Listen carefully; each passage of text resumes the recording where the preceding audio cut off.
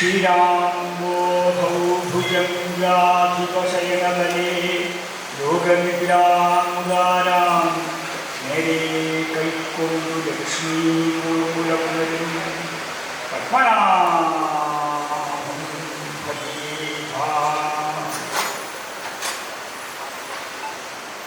പുരുഷാർത്ഥചതുഷ്ടയത്തെ സാധിക്കാനായിക്കൊണ്ട് അഖിലേന്ദ്രനായി സച്ചിദാനന്ദ സ്വരൂപനായി സീതാവല്ലഭനായിരിക്കുന്ന ഭഗവാൻ സ്വാമി ശ്രീരാമചന്ദ്രൻ സർവകാലവും ഹൃദയകമലപർവിതാമധ്യത്തിലമാറു വെച്ച് നിശ്ചല ഭക്തിഗ്രസ്തരമാകുമെന്നും ഉപാസിച്ചുകൊള്ളണം. ആയതുകൂടാതെ മറ്റ് അസാരങ്ങളായി അനിത്യങ്ങളായി അല്പസുഖപ്രദങ്ങളായി അവസാന വിരസങ്ങളായി ദുഃഖമിശ്രിതങ്ങളായി ദുരിതോദങ്ങളായിരിക്കുന്ന സംസാരസാരതരംഗങ്ങളിൽ സാരബുദ്ധിയാവഴി പിടിച്ച് പ്രധാന കാലക്ഷേപം ചെയ്തു പോയാൽ ദുരിതമാർജിച്ചു പോവുകയില്ലാതെ മറ്റൊരു ഗുണം വരുവതല്ല.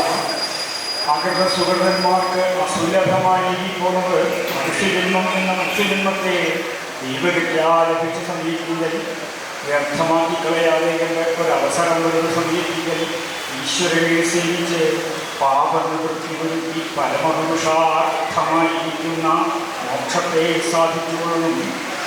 ഈശ്വരനെ സേവിക്കായെന്ന് സമീപിക്കൽ സേവാമാർഗങ്ങളിൽ കലകടാക്കിക്കൊണ്ട് ശ്രീമഹാദേവാലയങ്ങളിൽ പ്രദക്ഷിണം, പ്രതിമാർച്ചനം, സ്വരൂപധ്യാനം, നാമസങ്കീർത്തനം, കഥാശ്രവണം, കഥാപ്രസംഗം എന്നതിൽ ഈ കലിയുഗത്തിൽ അനായാസേന മോക്ഷത്തെ സാധിപ്പാൻ കഥാപ്രസംഗത്തോടൊന്നും നല്ലതേ മറ്റൊന്നും. കഥപരിപാലന സമയത്തിൽ വാക്കിന് മാധുര്യാദി സദ്ഗുണങ്ങളുടെ പരിപൂർണമുണ്ടായിരിക്കണം. ഒന്നും തന്നെ ലവലേശം പോലും ഇല്ലായെങ്കിലും ഉഭയകുലപരിശുദ്ധന്മാരായി സൽക്കർമ്മനിരതന്മാരായി വേദജ്ഞന്മാരായി ശാസ്ത്രജ്ഞന്മാരായിരിക്കുന്ന മഹാബ്രാഹ്മണനെ കൊണ്ടും മഹാജനങ്ങളെ കൊണ്ടും നിറയപ്പെട്ട സഭാമധ്യത്തെ പ്രാപിച്ച് പഠിച്ചവണ്ണം പ്രസംഗിക്കുക എന്ന ഒരു സമയത്തിങ്കൽ ഈശ്വരായുവന്റെ ബുദ്ധി ഈശ്വരകഥീങ്കലല്ലോ ലയിച്ചത്. അത് ഹേതുവായിട്ട് ഇവന് മേൽ ഗുണോത്കർഷം വർദ്ധിക്കട്ടെ എന്നിങ്ങനെ മഹാബ്രാഹ്മണരുടെയും മഹാജനങ്ങളുടെയും അനുഗ്രഹമുണ്ടാകുമെന്നത്രേ മദ്ഗുരുഭൂതന്റെ നിയോഗം. ഗുരുകാരുണ്യലക്ഷ്മീ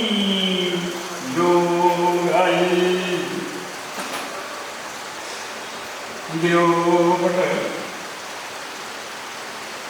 അഹിമാംശുവംശസംഭൂതനായിരിക്കുന്ന ഭഗവാൻ സ്വാമി ശ്രീരാമചന്ദ്രൻ പ്രഥമയുദ്ധത്തിങ്കൽ രാക്ഷസരാജാവ് രാവണനെ വിപരീക്ഷനാക്കി ലങ്കാരാജധാനിയിലേക്ക് മടക്കിയേറ്റതിന് ശേഷം സുഖ്രോദ്ധിതനായി യുദ്ധോദ്യതനായി ആഗതനായിരിക്കുന്ന കുംഭകർണനെയും നലാന്തകദേവാന്തകാധികായ പ്രഭൃതികളെയും ഇന്ദ്രജിത്തിനെയും മൂലബലത്തെയും യുദ്ധത്തിങ്കൽ നിഗ്രഹിച്ചതിന് ശേഷം രാക്ഷസരാജാവ് രാവണൻ ചിന്താക്രാന്തനായി മണ്ഡോദരി ഗൃഹത്തെ പ്രാപിച്ച് ഗുണദോഷ വിചാരങ്ങളെ കൊണ്ട് മണ്ഡോദരിയെ കൃതസമാശ്വസ്തയാക്കി തീർക്കാനായി കൊണ്ട് സമാരംഭിഭൂതം ചെയ്തു. ആയത് എപ്രകാരമാകുന്നത്: കൈലാസാദ്രീശ്വരോന്മൂലന ചതുരകരോച്ചന്ദോർദ്ദണ്ഡശന്തൈഃ കവീനാമഹമിഹ മനുജപ്രാകൃതൗ തൗ ച ഹത്വാ ഭൂയോസ്മൽക്കിങ്കരൈസ്താൻ രണശിരസി ഹതാൻ രക്ഷസാനന്തകാംഗാദാനേഷ്വേ ദേവി കോവാധിപതിപതിഷു നഃ പ്രാതികൂല്യം വിധത്തേ.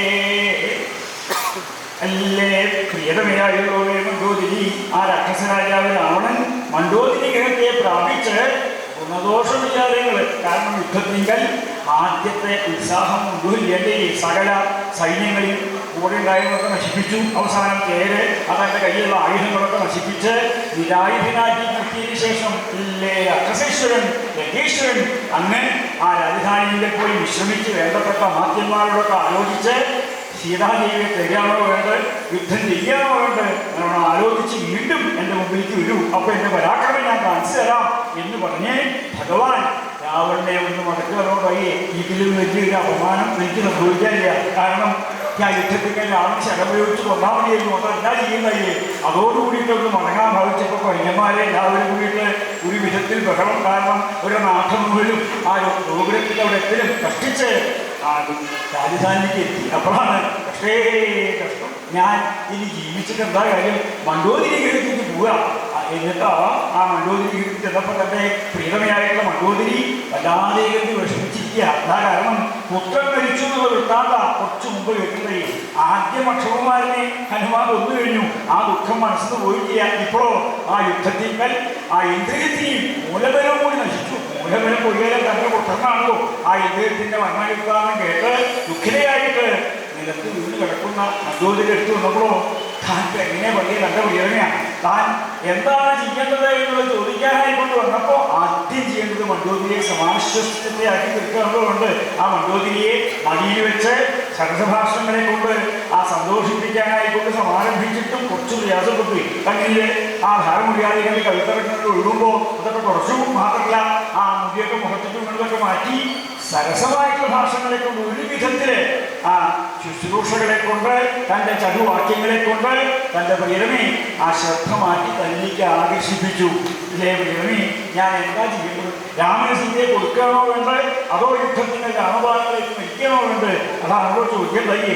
അതിന് മറുപടിയായിട്ട് ആദ്യം മുതൽക്കുണ്ടായിട്ടുള്ള വൃത്താന്തം മുഴുവനും മണ്ഡോദരി ആ വേണ്ട പോലെ ഇല്ലേ സുമേനയുള്ളവരെ അങ്ങേപ്പോലെ നയാവരെങ്കിൽ വേറെ ആൾക്കാരുള്ളത് അടിയനോട് ചോദിക്കാൻ തോന്നിയോ? ഇത്രയും കാലമായിട്ട് എന്നൊരു വാക്ക് ചോദിക്കുന്നുണ്ടായിട്ടില്ല. വിവാഹം കഴിഞ്ഞ കാലം നോക്കെ പലതും ഉണ്ടെങ്കിലും ഞാൻ എന്താ ചെയ്യേണ്ടത്? ഞാൻ ഇന്നെ ഒരിക്കൽ പോവുകയാണ്, ഇന്നതൊക്കെ വീട് കഴിഞ്ഞു, ഇന്നതൊക്കെയാണ് ചെയ്യേണ്ടത്? ഇതൊക്കെ സാധാരണ വ്യക്തിമാരായിട്ടുള്ള ഭാര്യമാരോടും ഭർത്താക്കന്മാരോടും തമ്മിൽ അഭിപ്രായങ്ങളൊക്കെ ചോദിച്ച് ഭാര്യയുടെ ആ വാക്ക് കേട്ട് പ്രവർത്തിക്കുന്ന ഭർത്താക്കന്മാരുണ്ട്. കാര്യങ്ങളിൽ മന്ത്രിയെപ്പോലെ തന്നെയാണല്ലോ ആ പ്രിയതമാണ്. അതുകൊണ്ട് ഇത്രയും കാലമായിട്ട് അങ്ങനെ ഉണ്ടായില്ല എന്ന് മാത്രമല്ല, ഈ കുലം നഷ്ടമായിരിക്കും സമയത്തെങ്കിൽ ഈ ഒരു വിവേകം എനിക്ക് എങ്ങനെ തോന്നി? എല്ലാം നശിക്കും. ഇഷ്ടംപോലെ ഭണ്ഡാരങ്ങൾ, ഇഷ്ടംപോലെ സമ്പത്ത്, മാത്രമല്ല ഇഷ്ടംപോലെ സൈനികൾ, ഇഷ്ടംപോലെ ആയുധങ്ങൾ, എവിടേക്ക് വേണിച്ചാൽ പോകാൻ സൗകര്യങ്ങൾ, ഇതൊക്കെ ഉണ്ടായിക്കൊന്നും ചെയ്യാൻ വയ്യാത്ത അവസ്ഥയിൽ സകല സമ്പത്ത് നശിച്ചൊന്നുമില്ല. കാരണം ഖജനാവ് ഉണ്ടെന്നല്ലാതെ കൊണ്ട് ആ ഖജനാവിനൊന്നും ഇല്ലാതെ ഈ മുഖ്യനാണെന്ന് എഴുതിയിരിക്കാന്നല്ലാതെ കൊണ്ട് ഇതിനൊക്കെ കാരണം ആ ഉപദേശിച്ച ആളുകളുടെ കൊള്ളരായ്മയാണോ? ഇനി എന്താ പറയുക? അതുകൊണ്ട് അങ്ങ് കോപിക്കരുത്. എന്താ കോപിക്കരുത്? കാരണം അടിയൻ പറഞ്ഞത് മുഴുവനും സശ്രദ്ധം കേട്ട് കഴിയുമ്പോഴാണ് എന്താണ് മനസ്സിലാവുക. ഓരോന്നോരോന്നായിട്ട് ആ ഭഗയുടെ ദൈന്യാവസ്ഥ, ഖരാതി 14 രാജന്മാരെ ആ ഭഗവാൻ ശ്രീരാമചന്ദ്രൻ കൊന്ന വൃത്താന്തം, മാത്രമല്ല ആ മാരീചന്റെ ആക്രമണം, ആ മാരീചനെ ഉത്സാഹിച്ചു വന്നപ്പോൾ മായ കൊണ്ട് ആ രാമനെ ജയിക്കാൻ പറ്റില്ല എന്നുള്ളത് മാരീചൻ താടകര പുത്രൻ മായാമികൾ വെച്ച് അഗ്രേസരായിട്ട് അദ്ദേഹത്തിനെ കൊന്നപ്പോഴും എനിക്ക് മനസ്സിലായി. അപ്പോഴും ആലോചിക്കുന്നുണ്ടായില്ല. അത് കഴിഞ്ഞു പിന്നെയോ സപ്രധാനക്ഷേത്രം ചെയ്യുന്നതായി. ഭാര്യയ്ക്ക് ദേഷ്യം വരുമ്പോൾ അടിച്ച് ആ വൃക്ഷങ്ങളുടെ ഇല പോലെയുള്ള കാലത്തേക്ക് അത്ര ഉറപ്പോട് കൂടിയിട്ട് അർദ്ധാകൃതി നിൽക്കുന്ന ആ സാലവൃക്ഷങ്ങളെ ഒരു ശരം പ്രയോഗിച്ച് ആ സാലവൃക്ഷങ്ങളിൽ ഛേദിക്കുന്നുണ്ടായി. അപ്പോഴും അന്നൊക്കെ ആലോചിക്കായിരുന്നു അതിബുദ്ധിമാനും സൂത്രശാലിയും യുദ്ധത്തിൻ്റെ ആണെന്ന് ജയിക്കാൻ കുറച്ച് പ്രയാസമാണ്. ഇതൊന്നും അന്ന് ചോദിക്കേണ്ട ആ വിചാരിക്കുന്ന സമയത്തൊന്നും വിചാരിക്കുന്നില്ല. മാത്രമല്ല അടുത്ത കാലത്ത് ആ വായുപുത്രൻ ഹനുമാൻ നിരായുധനായിട്ട് സമുദ്രജാതികളൊന്ന് ഇവിടെ വന്ന് ഉദ്യാനം മുഴുവൻ നശിപ്പിച്ച് ഉദ്യാനപാലകർ, കിങ്കരന്മാര്, പഞ്ചസേനാപതികള്, സപ്രമന്ത്രസുരന്മാര്, ഉണ്ണി അക്ഷരത്തിലൊക്കെ നിഗ്രഹിച്ച് അങ്ങനെ കൽപ്പനപ്രകാരം ആ ഇന്ദ്രജിത്തിനെ പറഞ്ഞിട്ടുണ്ടായി. എന്നിട്ടോ ഇന്ദ്രജിത്ത് വല്ലാതെ കൊണ്ട് പരവശനായപ്പോൾ അവസാനം ബ്രഹ്മാസ്ത്രം പ്രയോഗിച്ച് ബന്ധിച്ച് രാക്ഷസന്മാർ കെട്ടിയെടുത്ത് ആ സ്ഥാനമണ്ഡപത്തിൽ കൊണ്ടുവന്നപ്പോൾ അങ്ങനെ മുഴുഭാഗത്ത് എത്തിയപ്പോൾ അങ്ങനെ കൽപ്പനപ്രകാരം ലാങ്കൂലത്തിന്റെ ശീലനിക്ക് എണ്ണ നനച്ച് കത്തിക്കാനായിട്ട് ആജ്ഞാപിച്ചപ്പോൾ ആ വാനരൻ ആയുധം പോലുമില്ല. ലാങ്കൂലാറിനെ കൊണ്ട് രക്തം മുഴുവൻ ചുട്ട് ഭസ്മാക്കിയിട്ട് സമുദ്രത്തിൽ ചാടി തീകെടുത്തി വാഹനത്തിൽ ഒരു രോമം പോലും കഴിയാതെയിട്ട് അവർ തിരിച്ചു പോകുന്നതായി. അപ്പോഴും ആലോചിക്കുന്നു, രാമന്റെ സൈനികമാണ്, ഭൃത്യന്മാരെയാണോ ദൂതന്മാരായിട്ട് പറഞ്ഞിരിക്കുക. ഇത് എവിടെ വായോ, എവിടേക്കാ പോണ്, നീ ഇതൊക്കെ പോകാൻ പറ്റ എന്നിലേക്ക് പോയിട്ട് ഇന്ന കാര്യം സാധിച്ചു വായോ എന്ന് ഭൃത്യന്മാരോട് ആജ്ഞാപിക്കുമ്പോൾ ആ ഭൃത്യന്മാരാണ് ആ വൃത്താന്തം എന്ന പോലെ അർത്ഥവത്താക്കി തീർത്തു വരിക. അത് ദൂതന്മാരെ പോലും. അപ്പോ ഭൃത്യന്മാര്, പരിചാരകന്മാര്, അതിന് ഒരു കുരങ്ങന്റെ കഥയപ്പോഴേ അപ്പൊ എത്ര കുരങ്ങന്മാരാ രാമനുള്ളത് പറയാനില്ല. അപ്പൊ ഒരു നിസ്സാരമാണ് ആയുധ ജയകണ്ട് എന്റെ ചുട്ട് ഭസ്മീകരിച്ച് അവൻ ചാടി പോയിട്ടും അങ്ങനെ വിവേകം കഴിയുക. ഇപ്പോഴോ യുദ്ധം തുടങ്ങി, യുദ്ധത്തിൻ്റെ സകല സൈന്യങ്ങൾ ഒരുവിധമൊക്കെ പോയി, അത്യാവശ്യം കുറച്ചൊക്കെ ഉണ്ട്. എന്നിട്ടോ അങ്ങനെ നിരാശരായിട്ട് പറഞ്ഞു വന്നിട്ട് ഇപ്പൊ എന്നോട് ഈ അവസാന കാലത്ത് കുംഭകർണം മരിച്ചു, നരാന്തകൻ മരിച്ചു, ദേവാന്തകൻ മരിച്ചു, അധികായൻ മരിച്ചു, ഒരിക്കലും കൊല്ലുകയാണ്, എല്ലാവരും മരിച്ചു പോയി, എവിടെയൊക്കെ കൊന്നു. അവസാനം അന്ന് അദ്ദേഹം സർവാംഗ പ്രണത്തോട് കൂടിയിട്ട് അങ്ങ് നേരെ അടിയന്റെ ഉപരിക്കാൻ ഒരു കൈ അടിയൻ എന്ത് പറയും അങ്ങ് ചോദിച്ചതിന് മറുപടി പറയാൻ ചെയ്യാൻ വേണ്ടിയോ? ഇതൊക്കെ ആലോചിച്ച് കഴിഞ്ഞാൽ അങ്ങ് കാര്യം മനസ്സിലാവും. ഞാൻ അന്ന് പറയട്ടായി അന്യന്മാരുടെ ഭാര്യമാര് പരതാര പരിഗ്രഹം, പരതാരങ്ങളെ സ്വീകരിക്കുക യോഗ്യന്മാർ ചെയ്യപ്പെടുന്നില്ല. അങ്ങ് ഇവിടെ കൊണ്ടു വെച്ചു. അനവധി വിഭീഷൺ ഒരു വാക്ക് പറഞ്ഞപ്പോഴാണ് അദ്ദേഹത്തെ ഉപേക്ഷിക്കട്ടല്ലേ. അടിയനും വളരെ കാര്യമായിട്ടാണ് നമ്മൾ പറഞ്ഞത്. എപ്പോഴാണ് ഓടിക്കാൻ വേണ്ടിയുള്ള സുനയാ അല്ലേ ആ നയാപദയങ്ങൾ അങ്ങേപ്പോലെ വേറെ ആർക്കറിയാം. അതുകൊണ്ട് അടിയൻ പറഞ്ഞൊക്കെ സശ്രദ്ധ കേൾക്കുണ്ടായില്ലേ ഇത്രയും കഴിഞ്ഞു. ഇത് കേട്ടപ്പോ രാവണന് സന്തോഷമായി. മണ്ടോദരി നീ പറഞ്ഞു ഉചിതായി, നീ എന്റെ പട്ടമഹിഷിനെയാണ്. കാരണം എനിക്ക് ഭാര്യയായിട്ട് വരണമെങ്കിൽ നീ എന്നെ ലോകത്തോട് വരാനില്ല. കാരണം എനിക്ക് ഇഷ്ടമാണോ അനിഷ്ടമാണോ അല്ല, എൻ്റെ ഇഷ്ടം പറയാനോ കഴിയും. ഇഷ്ടത്തെ രണ്ടർത്ഥമുണ്ട്, ശ്രേയസ്സും തൽക്കാലത്തെ ആ ഇഷ്ടവും. തൽക്കാലത്തെ ഇഷ്ടമൊക്കെ എല്ലാവരും ഇഷ്ടപ്പെടും. തന്നെ ഇഷ്ടമായിട്ടുണ്ട്, തൻ്റെ ഗെയിമാണ്, തൻ്റെ ഇപ്പ് ഗെയിമാണ്, തൻ്റെ ഭർത്തം ഗെയിമാണ്, തൻ്റെ ഭക്ഷണ ഗെയിമാണ്, തന്നെ കാണാതെ ഉദ്ദേശിക്കുന്നത് ഇങ്ങനെ സേവ പറയുക, ഇഷ്ടം പറയുക. ഇഷ്ടം പറയുന്ന ആളുകളൊക്കെ മുഴുവൻ അവരുടെ കാര്യം സാധിക്കാനാവും. ഞാനങ്ങനെ അങ്ങനെ ശ്രേയസ് മാത്രം പ്രതീക്ഷിച്ചുകൊണ്ടാണ് അതിനു വേണ്ടിയിട്ട് പറയാൻ ഉത്സാഹിച്ചല്ലോ. എനിക്ക് വളരെ സന്തോഷമായി. ഇതിലെ ദൈവമേ മണ്ടോദരി എനിക്ക് ഉറപ്പായി ഞാൻ അനുഭവിക്കാൻ കഴിയാത്ത മുഴുവൻ അനുഭവിച്ചു കഴിഞ്ഞു. അനുഭവിക്കേണ്ടതൊക്കെ അനുഭവിച്ചു കഴിഞ്ഞു. അനുഭവിക്കാൻ പാടില്ലാത്ത കാണേണ്ടത് മുഴുവൻ കണ്ടു കഴിഞ്ഞു. കാണാൻ പാടില്ലാത്തത് നിന്നു. കേൾക്കേണ്ടത് എന്തൊക്കെയാണെങ്കിൽ അതൊക്കെ കേട്ടു കഴിഞ്ഞു. കേൾക്കാൻ പാടില്ലാത്തത് കേട്ടു. അതൊക്കെ കഴിഞ്ഞു. ഇനി ഞാൻ എല്ലാം ജീവിച്ചിരിക്കുന്നത് എൻ്റെ ആ ജീവിതം ഞാൻ അവസാനിപ്പിക്കുകയാണ്. ഇനി പറഞ്ഞത് ഉചിതമായി ഞാൻ മുടി വെട്ടേ. കാരണം സുഗ്രീവന്റെ പാദങ്ങളെ കൊണ്ട് എൻ്റെ മാനസ പേരിൽ നിന്ന് ആ ശിരസ് അലങ്കരിച്ച 10 സ്വർണ്ണനിർമ്മിതായിട്ടെങ്കിലും അഭയിക്കപ്പെട്ട് കിരീടങ്ങളോട് വിഹീനമായിട്ട് എൻ്റെ ശിരസ് എന്നാൽ കാണപ്പെട്ടു. ഇങ്ങനെയാകുമ്പോൾ വയ്യേ ഇപ്പൊ കാണാൻ വയ്യാത്തത് കണ്ടു. അതുപോലെ ലോകത്തിൽ എന്തൊക്കെയുണ്ടോ അതൊക്കെ കണ്ടു കഴിഞ്ഞിട്ടു. ഇനി രാമന്റെ ആ കരുണയായിട്ടുള്ള വാക്ക് യുദ്ധഭൂമിയിൽ വെച്ച് എല്ലാവരും നോക്കി നിൽക്കുമ്പോൾ സകല ആയുധങ്ങളും സംഭരിച്ച് സൈന്യസംഘം ആ പ്രതിപക്ഷത്തേക്ക് നീങ്ങിയപ്പോ യാതൊരു മടിയിലായ കുറച്ചു നേരമൊക്കെ പ്രയോഗിച്ചു നോക്കി. അതൊക്കെ നശിപ്പിച്ച് സകല പേരും ആയുധങ്ങളൊക്കെ നശിപ്പിച്ച് നിരായുധരായിട്ട് നിർത്തിയിട്ട് അല്ലേ അഗ്രസേശ്വരൻ ലങ്കേശ്വരൻ അങ്ങനെ ദേഹം സർവാംഗം എൻ്റെ ശരം കൊണ്ട് മുറിഞ്ഞ് രക്തം വഹിച്ചുകൊണ്ടിരുന്നു. അങ്ങ് യുദ്ധം അവസാനിപ്പിക്കാൻ ഉള്ള കാരണം വിശ്രമിച്ച് വേണ്ടപ്പെട്ടോട് ആലോചിച്ച് വീണ്ടും യുദ്ധത്തിനായിക്കൊണ്ട് എന്നെ മുമ്പിലേക്ക് വരും. അപ്പം എൻ്റെ പ്രതാപം ഞാൻ കാണിച്ചു തരാം. അതിനേക്കാൾ ഭേദം അവൻ എന്നെ കൊല്ലാമായിരുന്നു.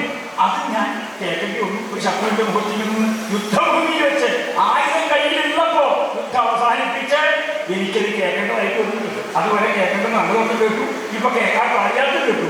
ഇനി എന്താണ്? അതുകൊണ്ട് ഞാൻ അനുഭവിക്കേണ്ടതൊക്കെ അനുഭവിച്ചു കഴിഞ്ഞു.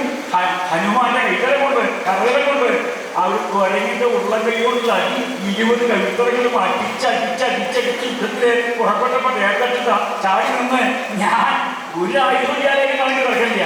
സകല കൈകളിലും ആയുധം പിടിച്ച് യുദ്ധഭൂമിയിൽ ചതുരങ്കിരിയായിട്ട് സൈന്യസംഘം വന്നപ്പോ അവൻ പെട്ടെന്ന് ചാടി നിന്ന് തേർത്തക്കി നിന്നിട്ട് ആ 2 കൈകൊണ്ടും തുരുതുരെ ആ കഴുത്തറകൾ 2 ഭാഗത്തും അടിച്ചടിച്ച് കുറേശ്ശെ നമുക്കുണ്ട്, കുറേശ്ശെ ഉരുത്തുടങ്ങി കൂടി ഇപ്പൊ പൊട്ടും. പൊട്ടിക്കാനാണ് ഇത് അറിയില്ലോ. പൊട്ടിച്ച് ചോദ്യങ്ങൾ ഒഴുകിയപ്പോ അനുഭവിക്കാൻ വയ്യാത്തൊക്കെ അനുഭവിച്ചു കഴിഞ്ഞു. ഇപ്പോഴും ആ കുരങ്ങിന്റെ അടിയെ കവിത്തരത്തിൽ കിട്ടുന്നുണ്ടോന്ന് തോന്നുമാറ് അത്ര ഭയങ്കരമായിട്ട് അനുഭവിക്കാൻ വയ്യാത്തതിനെ അനുഭവിച്ചു. അനുഭവിക്കേണ്ട എന്തൊക്കെ സുഖങ്ങളുണ്ടോ അതൊക്കെ അനുഭവിച്ചു കഴിയുന്നു. അതുകൊണ്ട് ഞാൻ മരിക്കാൻ മുഴുവന്ന് എന്ന് പറഞ്ഞപ്പോ മണ്ടൂരി സമ്പ്രദായത്തിന് പറഞ്ഞു. പക്ഷേ 2 പുത്രന്മാര്, ആദ്യത്തെ പുത്രൻ മരിച്ചു, രണ്ടാമത്തെ പുത്രൻ കുറച്ച് മുമ്പ് മരിച്ചു. ഇനി തന്റെ ഭർത്താവ് യുദ്ധത്തിന് പോയിട്ട് തിരിച്ചു വന്നിട്ട് അവസാനം യാത്ര പറയാ, ഞാൻ പോയി വരട്ടെ, ഈ വരട്ടെ വഴി ഒരു മംഗളകാലത്തിന് മുമ്പ് പോയി വരികയാണ് നമ്മൾ പറയുക. അതായത് ഈ പോയാൽ ഇനി വീട്ടിൽ മിക്കവാറും രാമന്റെ കഴിയോട്ട് മനസ്സിലാവും. അപ്പൊ യാത്ര വഴി ഭാര്യയോടാല്ലേ മണ്ടൂരി ഞാൻ കൊണ്ടുവാണ്. അതങ്ങനെ കേട്ടപ്പോൾ ഏത് ഭാര്യയിലും വേണ്ടി 2 പേരവനാണല്ലോ, എൻ്റെ ഇഷ്ടമാണ് ഈശ്വരനാണ്. അതേപോലെ ഉണ്ടാകുന്ന ഉത്സാഹം കുറച്ചൊക്കെ ഉണ്ടാകുന്ന അവർക്ക് തീർന്ന് ആ ബോധം ജഡിയും കഥയും അത് ഈ സമയത്ത് എങ്ങനെ അപ്പോ ബോധമില്ലാതെയുള്ള അവസ്ഥയിൽ ആ ബോധം നിശ്ചയിച്ച് ആ മണ്ടോതിരിയെ വീണ്ടും തൻ്റെ മടിത്തട്ടിൽ വെച്ച് ആ നല്ല വാക്കുകളെ കൊണ്ട് സമാധാനിപ്പിച്ച് സമാധാനിപ്പിക്കല് ഉണ്ടെങ്കിലും സമാധാനമാവില്ലോ ഒരു വിധത്തില് ഞാൻ പോയി വെച്ചാൽ ശരിയായിട്ടുണ്ടാവും ഈ ഞാൻ കൊള്ളാത്തവൻ അല്ലേ ഞാനാണ് ഒരു മനുഷ്യൻ രാമൻ ലക്ഷ്മണൻ ശരിക്കും മനുഷ്യന്മാരല്ല രാക്ഷസന്മാരുടെ തീറ്റപ്പെട്ടങ്ങളാണ് അവർ ഭക്ഷണം കഴിക്കാതിരിക്കുമ്പോൾ എരിശ്ശേരി മുളിശ്ശേരി ഉപ്പിയിലിരിക്കുമ്പോൾ ഓരോ ഒഴിച്ചിട്ട് എരിശ്ശേരി ഒപ്പം വായിക്കുമ്പോൾ തൊട്ടുപോകരുത് തൊട്ടാല് ഒരു കാര്യം പറയാമെന്ന് എരിശ്ശേരി ആ കഴിക്കാതെ ആക്രമിക്കാൻ പുറപ്പെടുത്താനുള്ള കണ്ണൻ പിടിച്ച് ഈ രാമൻ ലക്ഷ്മണമൊക്കെ ഈ നടക്കറിയില്ലേ എൻ്റെ കഥ അതുകൊണ്ട് ഈ വിഷമിക്കേണ്ട ആവശ്യമില്ല ഞാൻ ഇപ്പൊ തന്നെ യുദ്ധഭൂമിയിൽ പോയിട്ട് രാമനും ലക്ഷ്മണനും ഞാൻ വിഗ്രഹിക്കാൻ യാതൊരു വ്യാസൂര്യ എന്താ കാരണം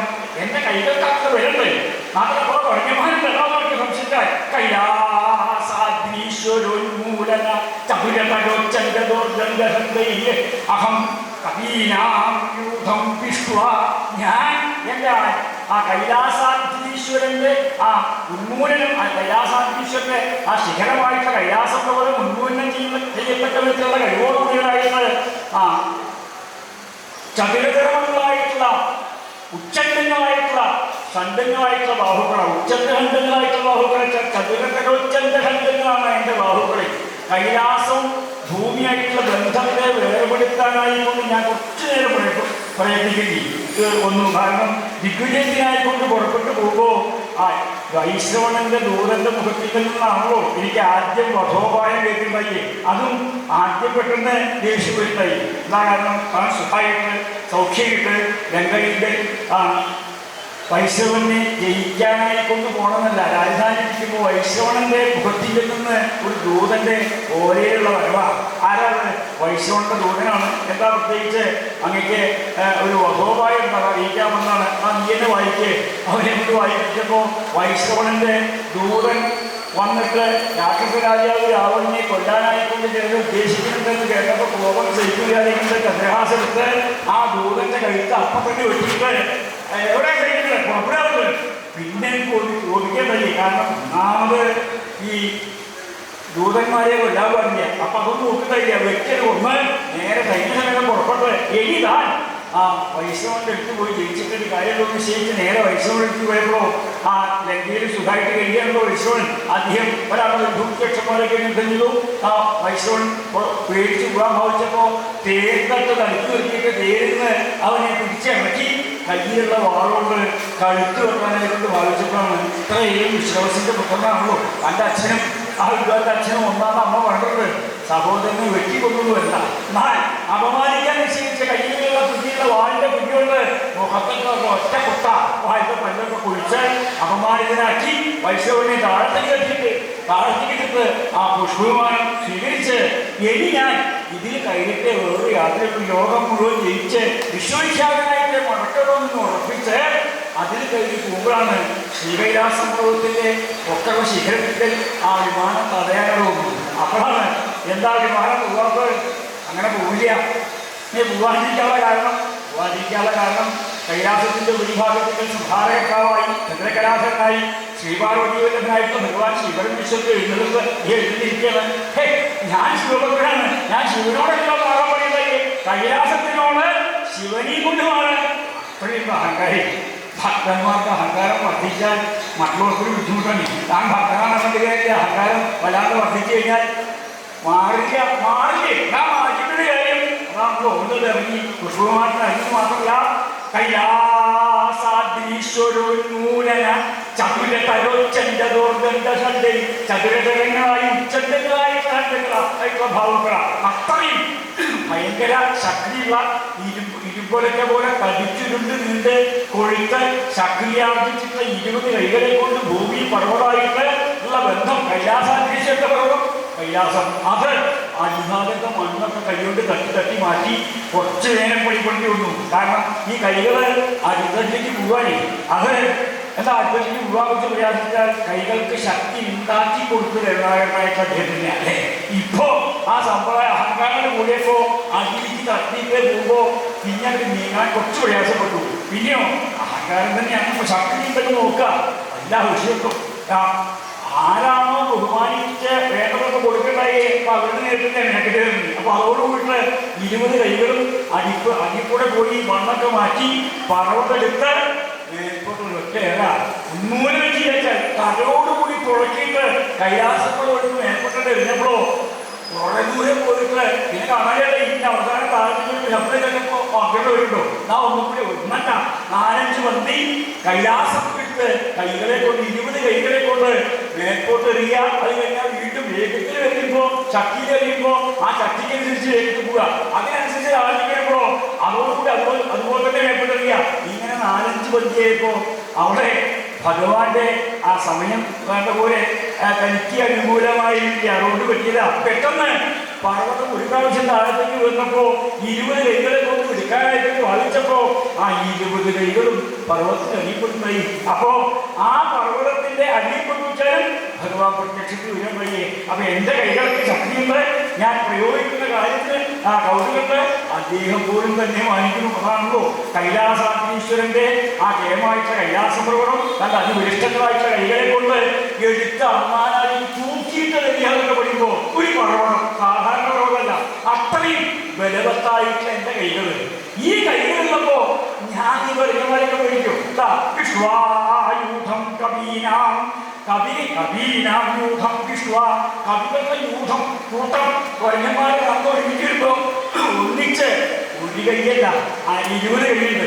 ഒരു കൈ ഒന്നല്ല, എത്രത്തോളം വർഗന്മാരെ തന്നെ ഒരു കൈയിലേക്ക് കൊടുക്കാൻ പറ്റും അത്രയും വർഗന്മാരെ ഒരുമിച്ച് കൂട്ടിപ്പിടിക്കും. അങ്ങനെ 20 കൈകളെ കൊണ്ട് കൂട്ടിപ്പിടിച്ച് കവീനായൂഥം വിശ്വ ഒരു പൊട്ടിക്ക് പ്രേഷണം ചെയ്യും. ഇവിടെ പൊട്ടിച്ചാൽ കഴിയും. ഇതിന്റെ പേടിക്കല്ലോ ഇനി വർഗന്മാരെ അവരെ പിടിക്കുക. ഇങ്ങനെ ആ കൊരങ്ങന്മാരെ മുഴുവനെ പിടിച്ച് പൊട്ടിച്ചാൽ വന്നു കഴിഞ്ഞാലോ പിന്നെ അവരുടെ ബുദ്ധിമില്ല. അത് കഴിഞ്ഞിട്ട് ഞാൻ ഇവിടുന്ന് കൽപ്പന പുറപ്പെടുവിക്കും. ഇതാ കാരണം എനിക്ക് അയ്യന്മാരൊക്കെ ഉണ്ടോ അവരുടെ പണിയും. പെട്ടെന്ന് കിക്കറിന്റെ അടുത്തേക്ക് യമന്റെ അടുത്തേക്ക് ആളെ വന്നേക്കും. അഹമിഹം അല്ലപ്രാതകവും 2 പേരായിട്ടുള്ള മനുഷ്യന്മാരെ ഈ കൊരങ്ങന്മാരെ പിടിച്ച് പൊടിക്കണ കൂട്ടത്തിൽ ആ 2 രാമനി ലക്ഷ്മണി ഞാൻ കൊന്നു കഴിഞ്ഞു എന്ന് മാത്രമല്ല ഭൂയോസ്മൽക്കിങ്കരൈസ്ഥാൻ രണശിരസിഹതാൻ രക്ഷസാൻ രണശിരസിംഗൻ ഹവന്മാരായിട്ടുള്ള രാക്ഷസന്മാരാണല്ലോ. ഇതേ വഴി ഉണ്ടായിട്ടുള്ള യുദ്ധത്തിൻ്റെ ആദ്യത്തെ യുദ്ധം കഴിയോ അവിടുന്ന് മുതൽക്ക് ഇതുവഴി ഉണ്ടായിട്ട് നശിച്ചു പോയിട്ടുള്ള കൊല്ലപ്പെട്ടിട്ടുള്ള അനവധി രാക്ഷസന്മാരുണ്ട്. അവരൊക്കെ യമലോകത്താവൂരോ. അതുകൊണ്ട് അസ്മൽക്കിങ്കരൈത്താൻ രണശിരസിഹതാൻ രക്ഷസാൻ അന്തകാങ്കാൽ ആനേഷുവേ അന്തകങ്ങളിൽ നിന്ന് ഞാൻ ആനയിപ്പിക്കും. അത് നാട്ടിന്റെ കഴിവും യോഗ്യതയും നമുക്കറിയാലോ. കാരണം സ്വർഗ്ഗലോകത്തിൽ നിന്ന് ഇഷ്ടം പോലെ ദേവന്മാരെ മുഴുവൻ ഇടയ്ക്കിടയ്ക്ക് പോയിട്ട് ആക്രമിച്ച് അവരെയൊക്കെ പേടിപ്പിച്ച് ആട്ടി ഓടിപ്പിച്ചിട്ട് എനിക്ക് യമനോട് കൽപ്പിക്കേണ്ട ആവശ്യമുള്ളൂ. ആരവിടെ ഞാനാണ് ഈ പോയിട്ട് യമലോകത്ത് നിന്ന് ഇതേവരെ ഉണ്ടായ യുദ്ധത്തിക്കാൻ ആരൊക്കെ മരിച്ചു പോയിട്ടുണ്ട് രാക്ഷസന്മാര് അവരെ മുഴുവനെ ഉടനെ തന്നെ ഇങ്ങോട്ട് ലങ്കയിലേക്ക് വിട്ടാക്കി തരണം, എന്റെ കൽപ്പനയുണ്ട് എന്ന് ഞാൻ പറഞ്ഞിരിക്കുന്നു എന്ന് പറഞ്ഞു കഴിഞ്ഞാൽ അസ്മൽക്കിങ്കരൈത്താൻ രണശിരസിഹതാൻ രക്ഷസാൻ അന്തകാൽ ആനേഷുവേ അന്തകങ്ങളിൽ നിന്ന് ഞാൻ ആനയിക്കപ്പെടും. ഇങ്ങോട്ട് കൊണ്ടിരിക്കല്ലോ. സാധാരണ കൊണ്ടിരിക്കുന്ന പോലെയല്ല. മരിച്ചു പോയവരൊക്കെ പെട്ടെന്ന് വരികച്ചാൽ അവർക്ക് മരിച്ചു തോന്നാത്തവർക്ക് ഒക്കെ യുദ്ധം കൊണ്ട് കുന്തം കൊണ്ടും വാളും കൊണ്ടും വേര് കൊണ്ടൊക്കെ യുദ്ധം പ്രയോഗിക്കുമ്പോഴോ രാഷ്ട്രമാര് കുന്തം കൊണ്ട് കൊല്ലന്മാരെ കൊണ്ടാൻ പോകുമ്പോ കൊല്ലന്മാര് ചാടിയിട്ട് ആ കുന്തത്തോട് അവരെ അടിച്ചുമില്ല. അപ്പൊ ചാവുള്ളോ. പിന്നെ ചത്തരൂപം എഴുന്നേൽക്കുമ്പോ പൂർവ്വസ്മരണ ഉണ്ടാവുള്ളൂ. ഇവിടെ കൊല്ലുന്നില്ല. അപ്പൊ മുമ്പ് എങ്ങനെയായിരുന്നു യുദ്ധം പോകിയത് അതേപോലെ അസ്മൽക്കിങ്കരൈ എന്റെ കിങ്കരന്മാരൊക്കെ മരിച്ചു പോയവര് ആ കൊല്ലപ്പെട്ടവര് അവരെ മുഴുവനെ ആനീഷിയെ ഞാൻ എൻ്റെ എനിക്ക് കൊണ്ടുവരാനായിക്കൊണ്ട് ഭടന്മാരോട് ആജ്ഞാപിച്ച യമനെ കൊണ്ട് അതൊക്കെ പൂർവാവസ്ഥയിലാക്കി തീർക്കുന്നു. ഇന്ന് മാത്രമല്ല ആനയിപ്പിക്കുമെന്ന് മാത്രമല്ല ദേവി കോവാധിപതി പശുന പ്രാതികൂല്യം വിധത്തെ കോവാ നമ്മൾക്ക് പ്രാതികൂല്യത്തെ ചെയ്യുവാനായിക്കൊണ്ട് ആരും പുറപ്പെടുന്നില്ലേ.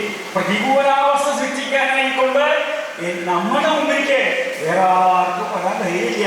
എന്താ കാരണം ഇത് കഴിഞ്ഞിട്ട് നമ്മളെല്ലാവരും കൂടി പൂർവാധിക ഉത്സാഹത്തോടെ കൊടിയന്മാരെ ആക്രമണം കൊണ്ട് മരിക്കപ്പെട്ടപ്പോൾ യുദ്ധഭൂമിയിലെ മരിച്ചുപോയിട്ടുള്ള തന്റെ ഇദ്രീക്കും മറ്റുള്ള കൊടിയന്മാർ ആ രാഷ്ട്രമാരൊക്കെ അവരൊക്കെ വിട്ടാക്കി കഴിഞ്ഞാൽ നമുക്ക് പൂർവാവസ്ഥയില് ഇവിടെ സുഖമായിട്ട് കഴിയുമ്പോൾ നമ്മളെ പിന്നെ ആ വിപരീതാവസ്ഥയിട്ട് പ്രതിപക്ഷത്തെക്കായിക്കൊണ്ട് ഉത്സാഹത്തോടുകൂടി നമ്മളെ ആക്രമിക്കാൻ കോവാവിധത്തെ മതി ആർക്ക് മതിയെ ചെയ്യുവാൻ സാധിക്കും? ഒരാൾക്ക് പറ്റിയ. കാരണം നമ്മൾ അത്രയും പ്രബലന്മാരാണ്. അതുകൊണ്ട് എൻ്റെ വാക്ക് നമുക്ക് വിശ്വസിക്കാം. ഇപ്പോൾ ഞാൻ എന്തെങ്കിലും പറഞ്ഞു വിചാരിക്കേണ്ട ആവശ്യമില്ല. അതുകൊണ്ട് പൂർവാധികം ഉത്സാഹത്തോടുകൂടി മക്കളോടും ബന്ധുക്കളോടും നമ്മുടെ സൈന്യങ്ങളോടും കൂടിയിട്ട് ഈ കൊട്ടാര ഔദ്യത്തിലേക്ക് കുറച്ച് നാശനഷ്ടങ്ങൾ മതിലുകൾ കൊണ്ടുണ്ട്, കടങ്ങൾ പോയിട്ടുണ്ട്, വൃക്ഷങ്ങൾ കിടത്തിട്ടുണ്ട്, ഈ പഴയിടങ്ങളൊക്കെ ഇല്ലാണ്ടിരുന്നത് പഴയിടം പണ്ട് കഴിഞ്ഞപ്പോൾ പഴയ പോലെ ആക്കിയിരുന്നപ്പോഴേ പഴയിടം വേണ്ടാന്ന് വെച്ചാൽ ആ പഴയിടത്തിൽ ഇനി വീണ്ടും പൂർവാധികം ഭംഗിയാക്കി തീർക്കാനൊന്നും പ്രയാസമില്ല. മാത്രമല്ല വനങ്ങൾ പലതുകൊണ്ട് വരുവനം അത് വെട്ടിക്കളഞ്ഞാലും ഇനിയും ഉത്സാഹിപ്പിക്കാം, ഇനി നട്ടുവളർത്താം, സൗകര്യത്ത് പോകാം, പരിപോഷത്തിൻ്റെ പുഷ്പം ആ വൃക്ഷങ്ങളൊക്കെ ആദ്യം നട്ടുവളർത്താം.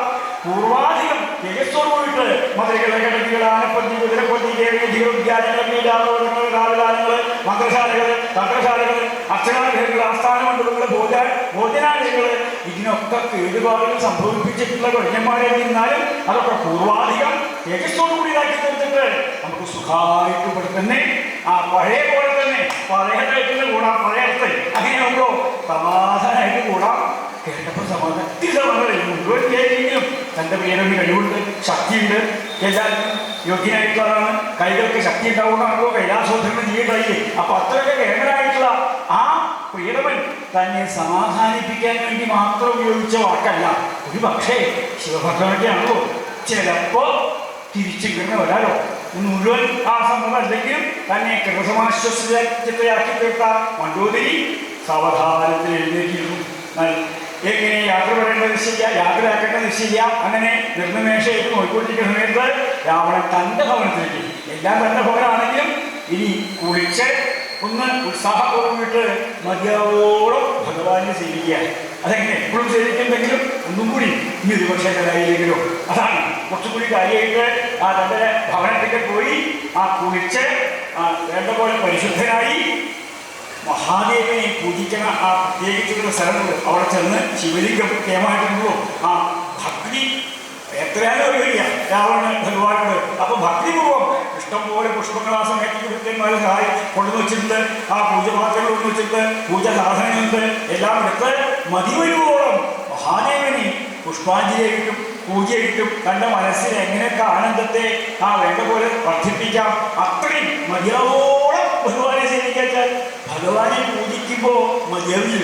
എത്തി വേണമോ അവനെയാണ്. അപ്പോഴോ വീണ്ടും പുഷ്പമെടുക്കുന്നുണ്ട്, വീണ്ടും പൂർണ്ണ പുഷ്പാഞ്ജലി ചെയ്യുന്നുണ്ട്, വീണ്ടും പുഷ്പമെടുക്കുന്നുണ്ട്, വീണ്ടും പുഷ്പാഞ്ജലി ചെയ്യുന്നുണ്ട്, വീണ്ടും പുഷ്പം എടുക്കുന്നുണ്ട്, പുഷ്പാഞ്ജലി ചെയ്യുന്നത്. നീ വേണ്ട മതിയാവില്ല, മതിയാക്കുമില്ല. നീ ഞാൻ നേരെ പോയിക്കൊണ്ടിരിക്കുക. അവൻ കാത്തു നിൽക്കട്ടോ രാമൻ. അപ്പോ പോയി ഒഴിവു അപ്പൊ എന്റെ പരാക്രമം കാണിക്കാനല്ലേ അധികം ഒഴിക്കേണ്ട. പത്രമൊക്കെ നേരെ കൊണ്ട് കുറച്ച് സമയമായിട്ടുണ്ട്. എന്നാൽ നാം പുറപ്പെടാൻ നിശ്ചയിക്കുക ആലോചിച്ചപ്പോഴാണ് ഈ പൂജിച്ച ശിവലിംഗം ഇവിടെ വെച്ചാൽ പോയി കഴിഞ്ഞാൽ ഇനി വേറെ ആരാ ഇവിടെ വരിക? താൻ ഒരു മിക്കവാറും എന്താ കഥ കഴിയുണ്ടാവും. അങ്ങനെ കഴിഞ്ഞിട്ടല്ല, ഒരു പക്ഷേ മരിക്കുകയാണെങ്കിൽ ഈ ശിവലിംഗം അനാഥമായി ജീവിക്കില്ലേ? ഇത്രയും കാലം സേവിച്ച് പൂജിച്ച് ആരാധിച്ചു വന്ന ഈ ശിവലിംഗത്തെ ഉപേക്ഷിക്കപ്പെട്ടു കഴിഞ്ഞാൽ ഇതേപോലെ ചെയ്ത ആ പുണ്യം മുഴുവനും പാപമായി മാറുക ചെയ്യാം. അപ്പോൾ തൻ്റെ അനുജൻ വിഷ്ണുഭക്തനായി ഈ സ്ഥാനത്തിൽ വരിക. ആ വിഷ്ണുഭക്തനായിട്ട് അനുജൻ വന്നു കഴിഞ്ഞാൽ ചിലപ്പോൾ ശിവനെ പൂജിച്ചോളില്ല, പൂജിക്കാനല്ല, ചിലപ്പോൾ പൂജിക്കാതെ വന്നാൽ ആ ദോഷം മുഴുവൻ താൻ അനുഭവിക്കും. അത് വേണ്ടാന്ന് നിശ്ചയിച്ച് ആ ശിവലിംഗത്തെ അഗാധജലത്തിൽ താഴ്ത്തി ഉറപ്പിച്ചു. അതുവരെ ഉറപ്പിട്ടില്ല. താൻ ഇപ്പൊ തന്നെ ഉത്സാഹത്തോടും പുറപ്പെടുകയാണ്. രാമപക്ഷപാതികളെയും ഗ്രഹിക്കാൻ പറ്റും, പ്രതിപക്ഷത്തെയും ഗ്രഹിക്കാൻ പറ്റും. താൻ പൂർവാധികം ഉത്സാഹത്തോടുകൂടി ഇങ്ങോട്ടുള്ള വരും ഇതൊക്കെ ഉറപ്പിട്ടാണെന്ന് വെച്ചാലും ഉറപ്പിച്ച് ചിന്തിച്ച് മിക്കവാറും താൻ കഴിയുണ്ടാവും. അതുകൊണ്ട് ഈ ശിവലിംഗം അഗാധജലത്തിൽ താഴ്ത്തിയതിന് ശേഷം ഒന്നുകൂടി ആലോചിച്ചു, ഇനി എന്താ വേണ്ടത്? താൻ പുറപ്പെടാം. അത്യാവശ്യം ശേഷിച്ച സൈന്യങ്ങളുണ്ട്, അതൊക്കെ മതി, അധികമൊന്നുമില്ലെങ്കിലും ഉള്ളതുകൊണ്ട് താൻ പരാക്രമം കാണിച്ചു കൊടുക്കാം എന്ന് നിശ്ചയിച്ച് പുനരുദ്ധായ മന്ദിരാൽ അരാവണമരാമം വാ ജഗദത്യേതിനിശ്ചിതാ അഹാ പൗരസ്യ പുരാജ്ഞയും. അനന്തരം പൗരസ്യൻ പുരത്തിലെത്തിയാണ് ചെയ്തു. പുരം രാജധാനി. എന്താ രാജധാനിയിൽ നിന്ന് എന്നിട്ട് പുറപ്പെട്ടു. എങ്ങനെ? ഇത് നിശ്ചിത, ഇങ്ങനെ നിശ്ചയിച്ചുകൊണ്ട്.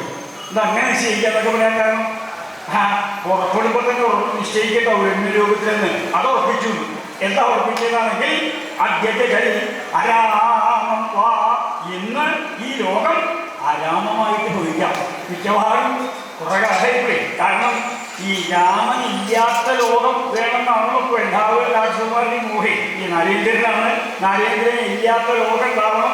എത്രത്തോളം ഉത്സാഹിക്കുമ്പോഴും നരേന്ദ്രൻ ഏമായിട്ട് ആക്രമിച്ച് ഓരോ ഭാഗത്ത് എത്തിയിട്ടുണ്ട്. അപ്പൊ എപ്പോഴാണ് ഈ സ്ഥലം നഷ്ടപ്പെടാൻ ശരിയാ?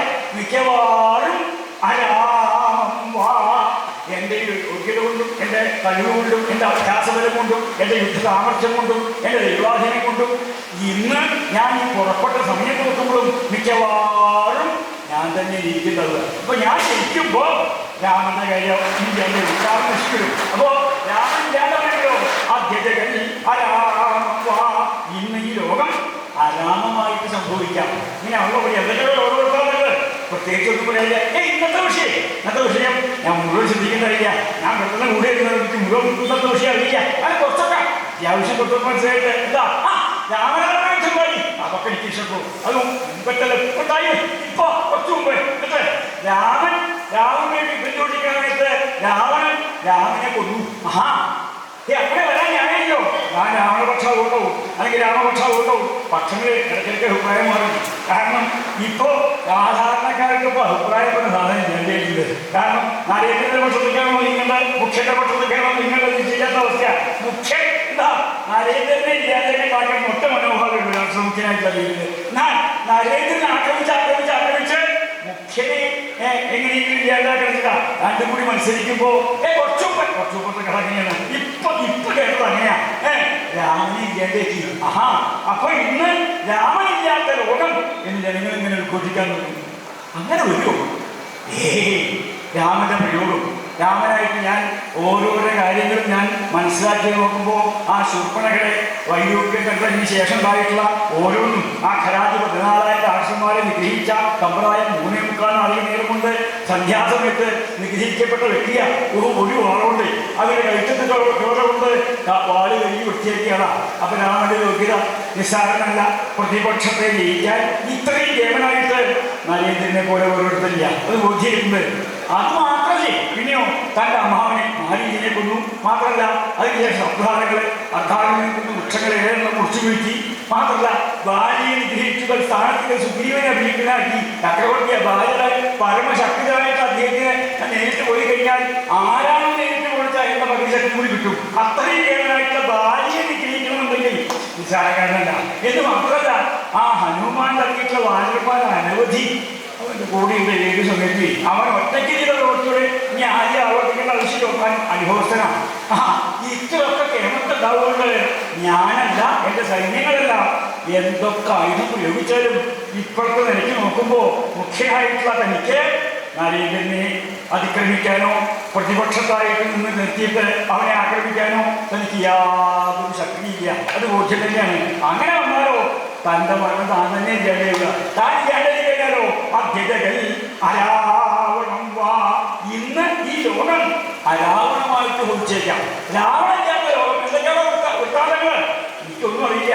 ഞാൻ ഊരിക്കാൻ ലോകം മാത്രമേ ഉള്ളൂ. ലോകവൃത്താന്തമൊക്കെ അറിയണ്ടേ? ഞാൻ അയാളൊക്കെ നിന്ന് ഒട്ടും തരായിട്ടില്ല. ഞാൻ യുദ്ധഭൂമിന ഏത് യുദ്ധഭൂമിന നമ്മുടെ ഡൽഹിയിലെ രാമരാവണയുദ്ധമായി. എന്നിട്ട് രാവണനെ കൊന്നു. അപ്പൊ ആ രാവണം ഇതേവരെ രാവണനെ ഓടിയിരുന്ന് ഈ സമയം മുതൽക്ക് രാവണനില്ലാത്ത ലോകം എന്ന് ജനങ്ങൾ ഘോഷിക്കാൻ തുടങ്ങും. മിക്കവാറും അങ്ങനെയാക്കി. ഞാൻ ഇത്ര കാലം ഈ ഭാര്യയെ സേവിച്ച് സകല വരവലകളും വാങ്ങി ശക്തരായിട്ട് ഞാൻ കൈലാസോദ്ധരണം ഏവേന്ദ്രനെ ജയിച്ച് ലോകം മുഴുവൻ ജയിച്ച് സ്വർഗം ഭൂമി പാതാളം ജയിച്ച് എല്ലാ ദേവന്മാരും വിദ്വാൻമാരെ ആട്ടിയോടിപ്പിക്കപ്പെട്ട് ഇത്രയും പ്രസിദ്ധനും സമ്മതനായിട്ട് ഞാൻ ഒന്നും ഉപായക്കാരല്ല. അതുകൊണ്ട് ഞാൻ എനിക്ക് ചിലപ്പോൾ സംഭവിക്കും, ആർക്കും പറയാൻ പറ്റില്ലോ. ചിലപ്പോൾ എൻ്റെ ദൈവാദിയം എൻ്റെ സമയം ആ സമയം നന്നായാലും കുറച്ച് നേരിട്ടുണ്ട്. ആ സമയം കൂടി ഞാൻ ശരം പ്രയോഗിച്ച് രാമനെന്നെ കൊല്ലാൻ വിരോധമില്ല. അങ്ങനെ രാമനെ കൊല്ലാൻ ആണെങ്കിൽ അദ്യതകളിൽ അരാമം വാ, ഇന്ന് ഈ ലോകം അരാമമായിട്ട് സംഭവിക്കാം. അങ്ങനെ വെച്ചാൽ എനിക്ക് തോന്നുന്നു എനിക്ക് ഉത്സാഹമുണ്ട്, ഊർജ്ജമുണ്ട്, ശക്തിയുണ്ട്, ജയിക്കെന്നുള്ള വാശിയുണ്ട്, വിജയൻ എന്നുള്ള പേര് അർത്ഥവത്താക്കി തീർക്കാൻ കഴിവുള്ള മുഖ്യൻ തന്നെയാണ്. പക്ഷേ ഈ വിജയൻ വകയിൽ മാത്രമേ ഉള്ളൂ, ജയിക്കാൻ പറ്റിക്കൊള്ളുന്നില്ല. എന്താണ് ഈ പ്രവർത്തനം? അത് നായകന്റെ നേരിട്ട് പോയിട്ട് വിജയനാണെന്ന് വെച്ച് കൂട്ടം കാട്ടി പോയി കഴിഞ്ഞാൽ അദ്ദേഹത്തിനൊന്നും വിഷയത്തിൽ മിക്കവാറും തന്നെ സംബന്ധിച്ച് ഉണ്ടാകുന്നതൊക്കെ നായകൻ ചെയ്തിരിക്കേ. ഭണ്ഡാരത്തിൽ ഒന്നും ബാക്കിയില്ല. ഈ കിട്ടാനൊന്നുമില്ല. കിട്ടിയില്ല പതിനെട്ട് കഴിഞ്ഞു. ഇവിടേക്ക് ഇങ്ങനെ കൊടുക്കുക.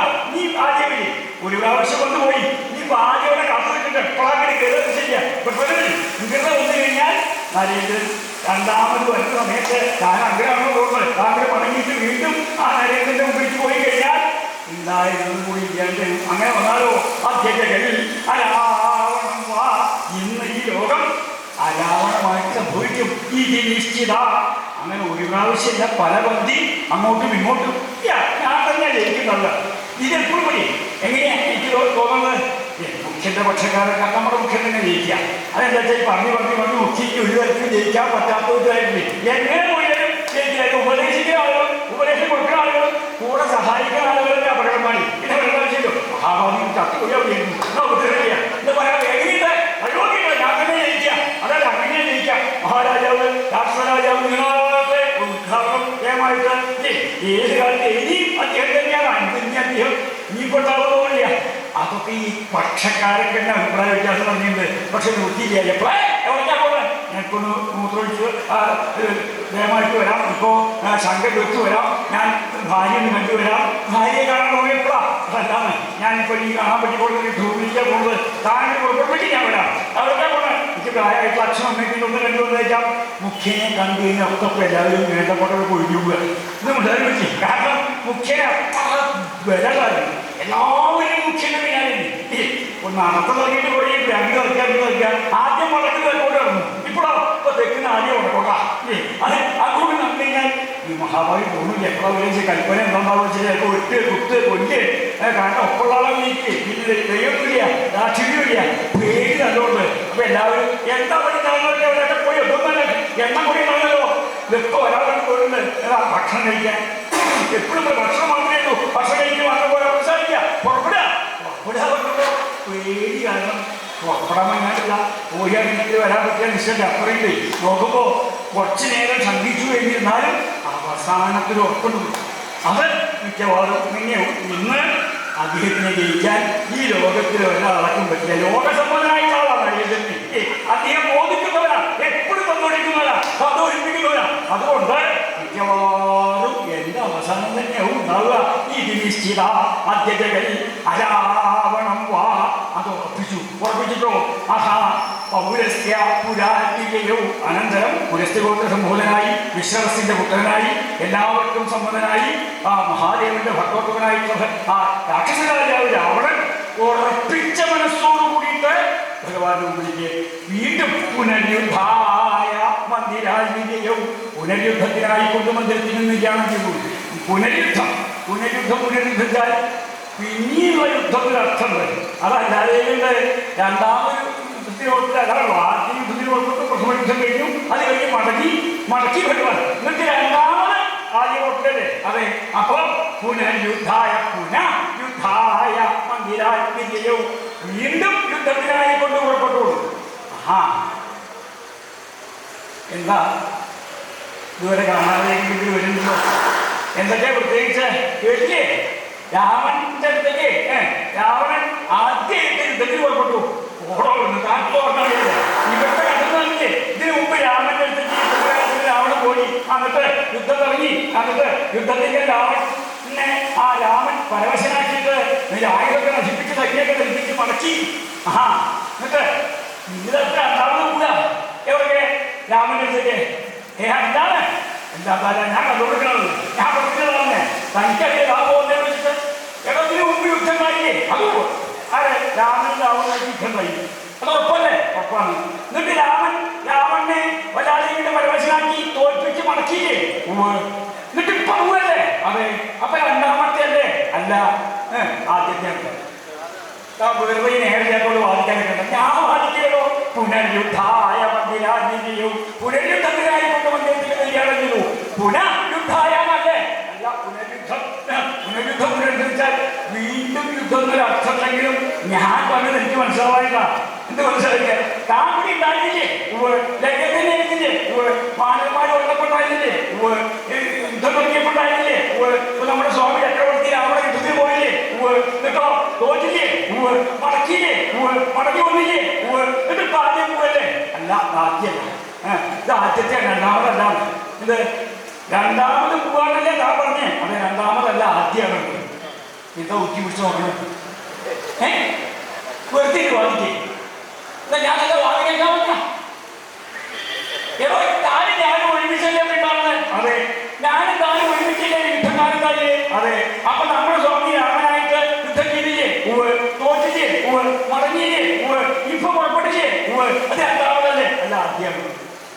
എനിക്ക് ദേഷ്യം ഒരു കാര്യം പറഞ്ഞല്ലോ, എപ്പോൾ എന്നെ വാദിച്ച് എനിക്ക് രണ്ടോ വായിലാവുന്നില്ല. എനിക്ക് വാദിക്കാതെ കഴിയുമോ? നാളെ ചെയ്യണോ? വയ്യായിണ്ട്. എനിക്ക് ഇത് എങ്ങനെയെങ്കിലും ഭംഗിയാക്കണം പോകുന്നുണ്ട്. ഞാൻ പറഞ്ഞ കാര്യം ഭംഗിയാവുന്ന പോകുന്നതാണ്. അതുകൊണ്ടാണ് പറഞ്ഞത് ഞാൻ ഭംഗിയാവാൻ എനിക്ക് വിഷയമില്ല.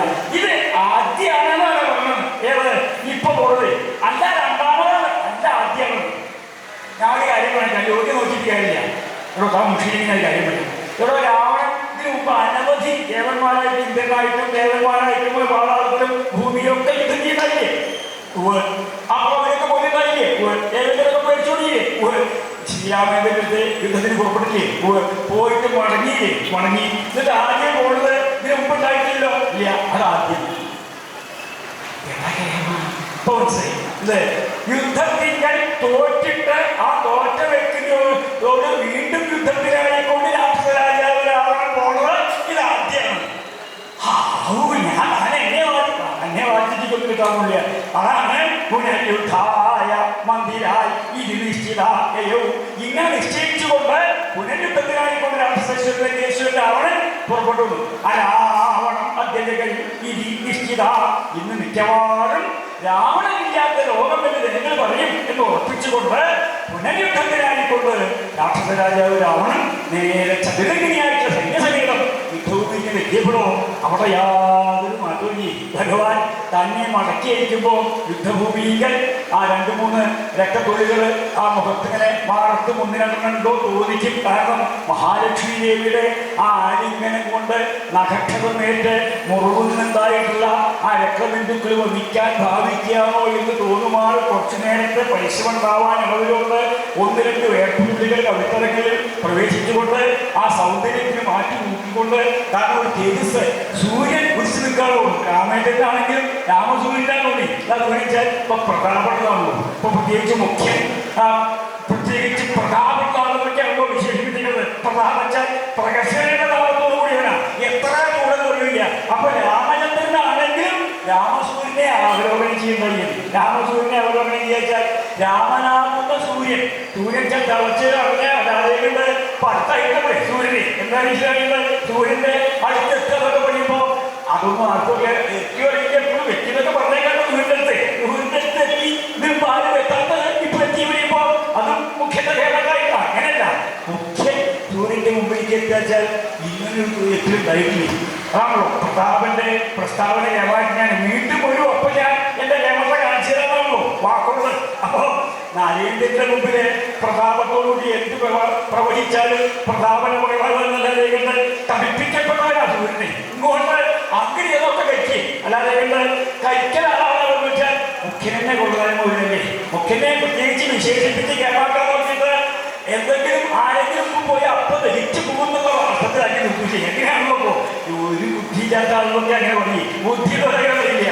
കാരണം എന്നാന്ന് പോയിട്ടാൽ അവിടെ എത്തിയപ്പോൾ കാണാം ദേവലോകം മുഴുവനെ ആകാശമാർഗങ്ങൾ, ഈ ദേവന്മാരെ, ഇന്നന്മാരെ, പുരുഷന്മാരെ, വിദ്യാർത്ഥന്മാരെ, ദേവയോഗി വിശേഷങ്ങൾ മുഴുവനും ആകാശമാർഗത്തിൽ നിറഞ്ഞു നിൽക്കണ്ടേ. ഏതോ രാവണൻ ആ മഹാഭാവി അവസാനത്തെ വരവാ, അവർ ഒതുക്കേണ്ട വരവാ, ഇങ്ങനെ പറയാണ്ടിരിക്കുക. മഹാഭാവിയെ ഒരുങ്ങി ഏതോ ഭഗവാനായിട്ട് നിൽക്കുക. എന്തൊരു കൗതുക അദ്ദേഹത്തിനെ കാണാൻ. അദ്ദേഹം ആ ഇടത്തെ കയ്യിൽ വില്ലും വലത്തെ കയ്യിൽ ആവനായി എടുത്ത് ആ രാവണനെ പ്രതീക്ഷിച്ചുകൊണ്ട് നിൽക്കുകയുള്ളൂ. പോയി വരുന്നവരെ ഞാൻ ഇവിടെ നിൽക്കാം. അതേപോലെ യാതൊരു ഇളക്കോല്ലാതെയുണ്ട്.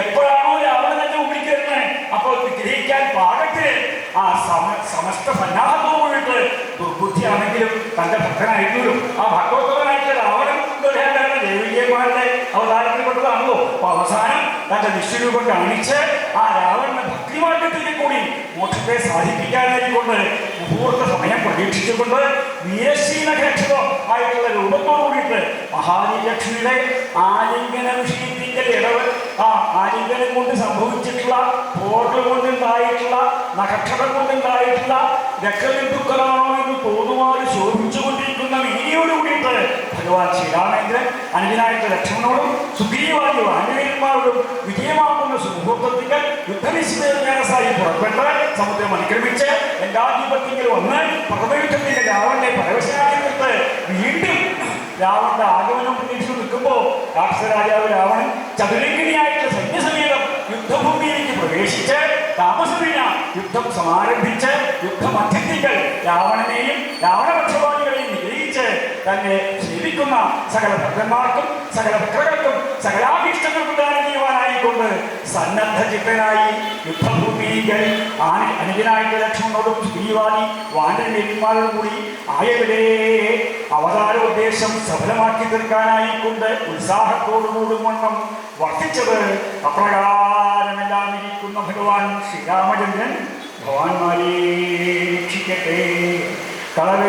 കളവേനുരവക്കളായ നീലക്കമല ചുംബനലപരോതിരമ്യ അടിബോധയുവാരനിന്ദമധ്യേ രമതാം ദേവകീ കിശോര